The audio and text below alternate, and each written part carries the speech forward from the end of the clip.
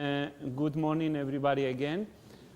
Let me introduce myself, not because it's very interesting, but I really want to give you some elements for you to have references where I come from and my background, so that you can be critical to what I said.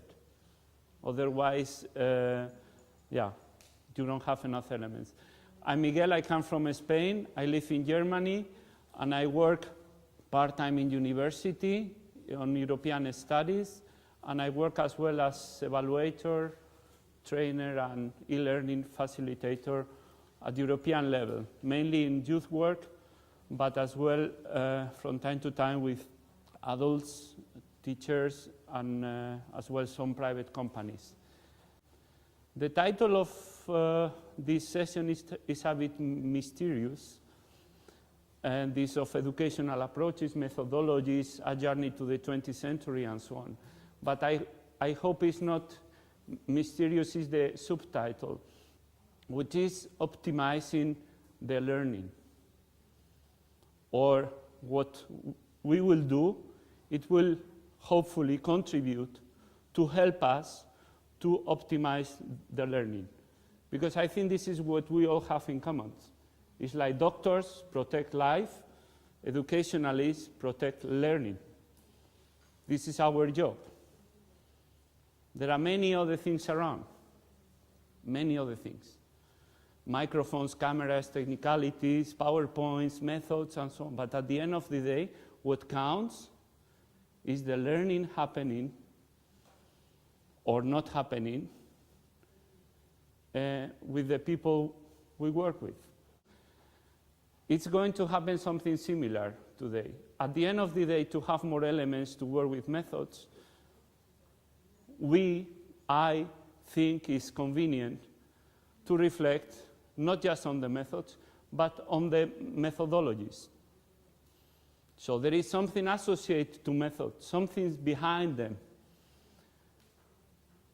And reflecting together about that should help us to optimize learning, to use in a most efficient way methods. I don't know you. I don't know even your names.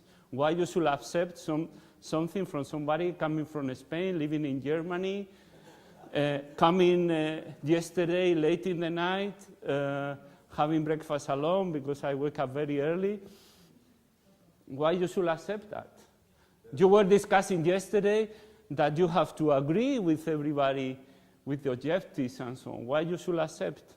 There are some nice people that are connected to you that I trust, so this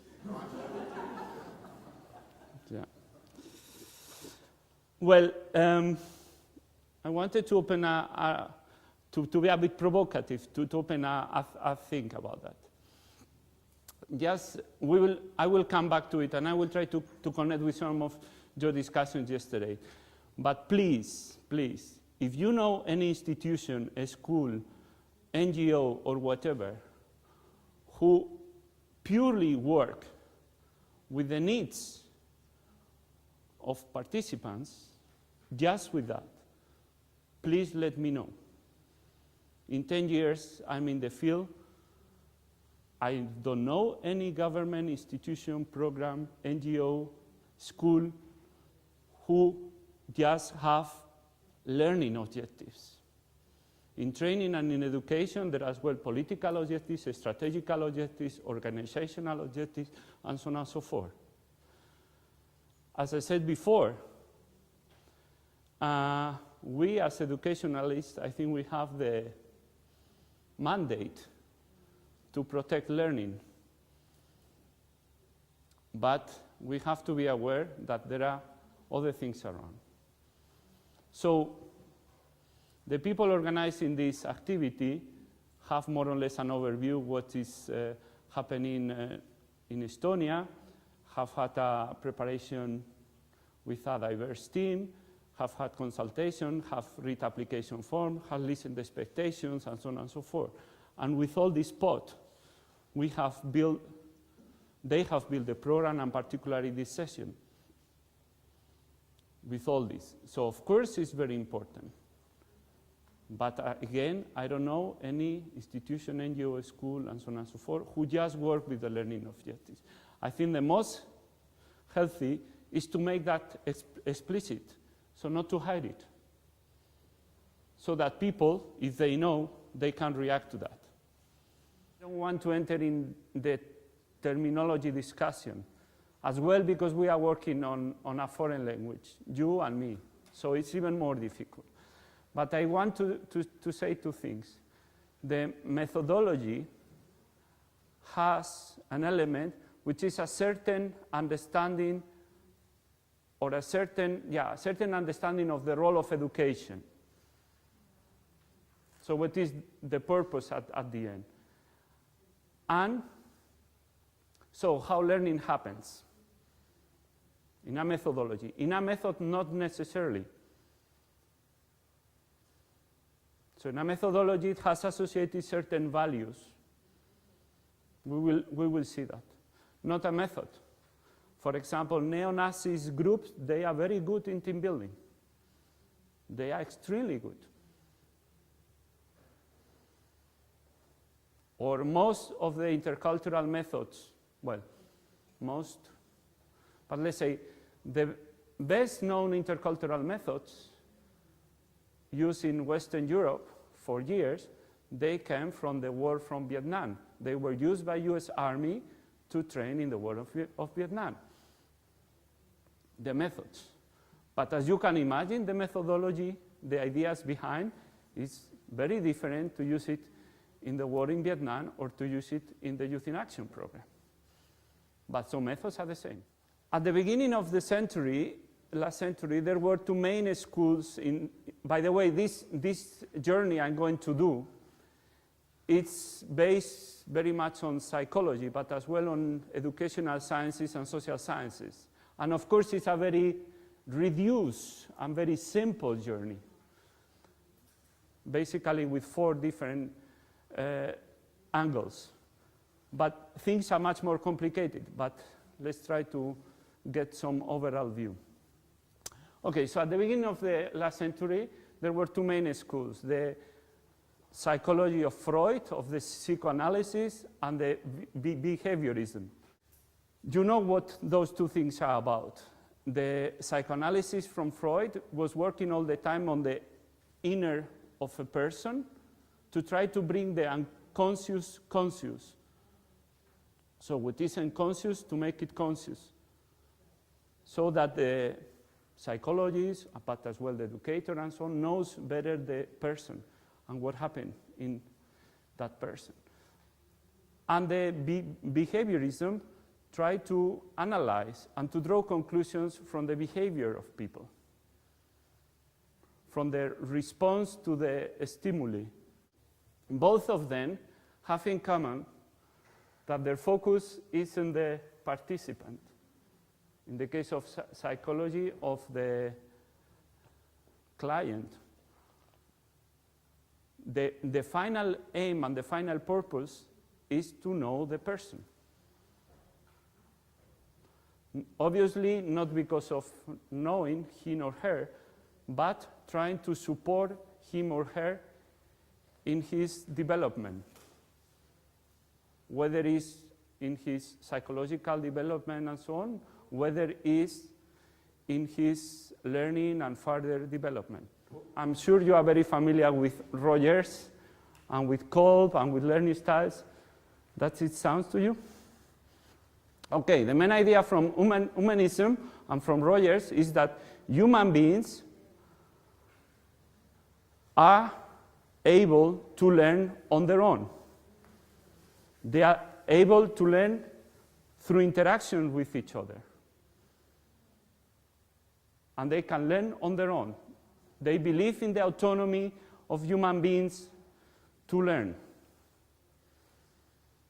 So the focus is not that much on the participant to get to know the person, but is on the interaction between them. And what happens in terms of mutual learning, peer learning, and so on and so forth. So what is the role of the trainer? The role of the trainer is to set the frame, the conditions for this interaction to happen. From that point, from that humanism thinking, it comes to the educational sciences, this called an experiential learning. Are you familiar with that? So experiential learning is, kind of methodology or approach saying that people can learn and learn through experience. And there are 4 steps for experiencing something, analyzing, reflecting, and transfer it. But let's put it like this. There is experiential learning, there are these 4 steps, and different people, for the learning to take place, people ideally should go through all those stages. And there are different people with different preferences. There are some more reflective, some more theories, some more practical, and so on. This is one of the first contributions in terms of learning styles. There are others, but this is kind of the beginning. So why they put emphasis in the learning styles? Because they think people can learn on their own, and it's very important to have this into consideration. And there comes the word facilitator. The trainer should be a facilitator of this interaction. This looks very nice, huh? This we like a lot, this humanist approach. We enjoy, we learn so much from each other, and we trainers, we love that. Huh? But it's not the end of the story. There is never an end of the story. Humanism is not without its critic. And historically, it has been criticized from many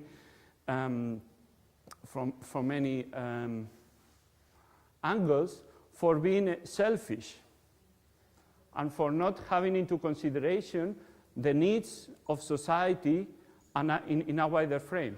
In other words, to put too much emphasis in the interaction between individuals, but not incorporating enough the needs of society and other goals of education, if you want more political goals.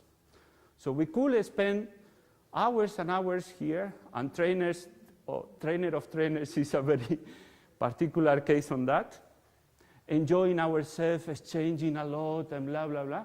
But what about the needs of education in Estonia? What about marginalized people? What about environmental issues and so on? Maybe they come through us because we are very aware of those problems, but maybe not. Maybe we forget and we just simply enjoy ourselves. Huh? This is something that happens as well in education, both informal and in non-formal. So this humanism approach is very nice, it's true, and has a lot of potential, but sometimes it doesn't consider enough the global social frame. And it comes in the 60s, and we are all 60s, 70s, we are all very familiar with the system theories. So the systems are the frames that explain society. We have different political systems, different economical systems, value systems, and so on and so forth. Everything was a system. And the main focus was how the system influenced you and how you influence the system. So between capitalism and communism, in social sciences, ecological system, value system, everything was a system. To try to see how in education or through education we can respond to those systems, to those wider social frames. The influence in your system on you.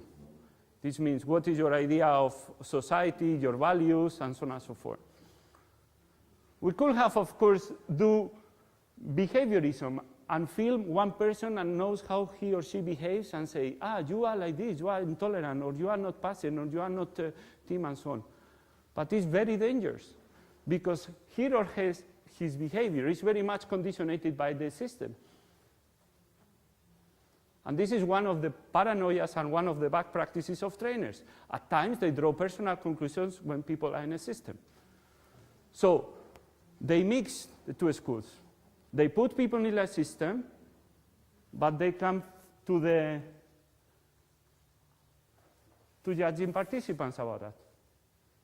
You will have a hard time if you want to know what globalization is. If you find it, please let me know. Somebody who says globalization is this. I don't know anybody. But you will find a lot of people saying how globalization affects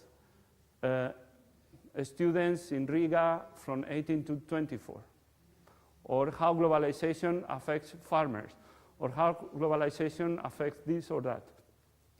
So more than the analysis and the definition of systems, what people are more worried, are more focused, is on the consequences of those systems and those complex reality on people, and how people take different positions. This corresponds very much to the postmodern thinking. The modern thinking was the system. There is a system of value, a model of person, a certain ideal. But now, you have somebody being a very good student in the morning, and in the afternoon it looks like a crazy guy doing things on the street, and you say, how is this possible? Well, that's life. People are going in different systems, in different realities, complex, contradictory, multidimensional, and they take different positions. Those were the 4 kind of steps I was, again, trying to simplify a lot, going through last century evolution in education, psychology, and methodologies. My experience and my conviction is that all of them are very valid. All of them. And actually, nowadays, there is a certain coming back to here. You have a lot of things on questionnaires, self-assessment, and so on and so forth. Coming back. The main thing is how to combine them and how to optimize the learning. So they are true, consider them. But consider as well that due to the learning styles were formulated for 30 years ago. So be aware that societies have developed a lot. Even if we want it or not, people learn in very different ways. So even if they don't like it, they are forced to learn in very different ways. I'm not saying that is not important. I'm just saying that is not the top criteria. Because, for example, the influence of the media, the influence of internet, and many other things were not considered in the first formulation of learning styles. Now, even in universities, it's not anymore possible to learn just from theory. Even in the most theoretical conservative professor, they are incorporating more and more new methods. So even if they don't like, they are forced to do like that. The important is that if you relate it with your practice, or if you can relate it at least a bit with your practice or not, and the improv theater, and the confrontation exercise, and the simulations, and the questionnaires, and the applications for a course, trying to get to know who are these people, and how to combine them. There was yesterday, I think there was another issue on time management. Or you have some discussions or some expectations how to manage time and so on. I think, well, I'm Spanish, so I'm not, culturally I'm not the best for that, but the way I experience is a lot of time is not an issue of time, a lot of times it's not an issue of time, it's an issue of prioritizing, of setting clear priorities. If you do a big simulation exercise, and you don't have, as facilitator, very clear what is the red line, what is the direction you want to take in the conclusions, in the discussions, well, you can discuss a simulation for 8 hours without problems. Really, like this. We could have discussed this for 2 hours, just what happened in 10 minutes. So a lot of times it's really the issue is of having priorities. Of course, it doesn't mean not to be attentive what happened on the spot. But as well, in terms of time, we have to optimize and get the best or the most beneficial out of each thing. But this is probably a simplification. Reality is much more complex. In a lot of methods, you will have a mix of this and then this, or this and this, and so on. But even in one session, you have different moments. And it's very important to know what you are doing in each moment. If you are doing a questionnaire or you want to get to know participants, please go for it.